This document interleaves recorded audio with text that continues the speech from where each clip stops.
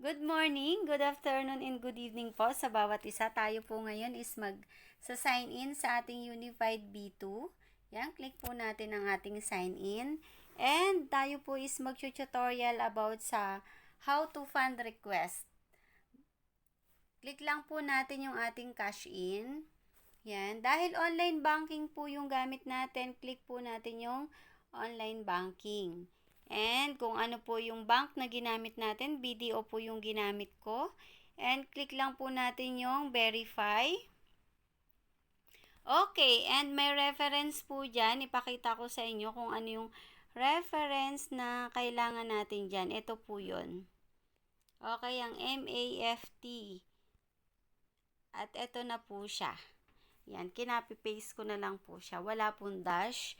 And kung magkano po yung amount na ipapand request po natin and kailan po natin yan in online banking. Ngayon lang po yan. Fresh na fresh pa. And anong oras po natin siya trinansact. Okay. 1:30. Wait. 1:30.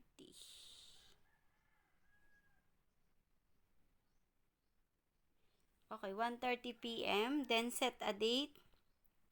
Then, gagawin po natin, i-upload po natin yung proof of payment, yung resibo po. Which is, dapat i-screenshot po natin siya. Okay, ito na po siya. Then, yung transaction password po natin. Then, submit for verification. Okay, submit na po natin.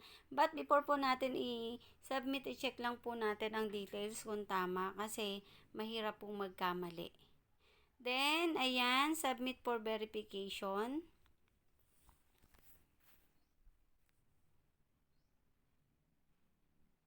Wait lang. And, ayan na po. Okay, ayan na at submit na po yan. And, click lang po natin yung okay.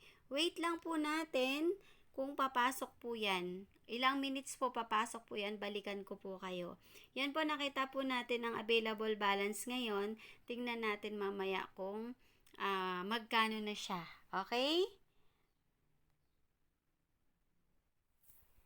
At eto na po, grabe, pumasok na po ang ating fund request.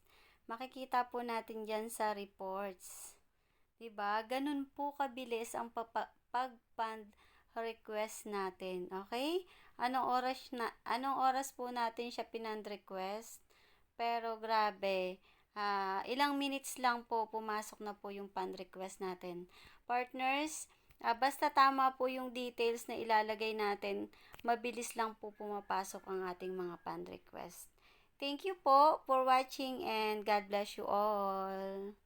Yan po, makakapag-book na po tayo ng ticket. Grabe, ganun po kabilis. Yan, dineposit lang po ng ating client. Then, i-book na po natin yung ating ticket. And abangan po ang another tutorial ko sa booking. Thank you. God bless you all.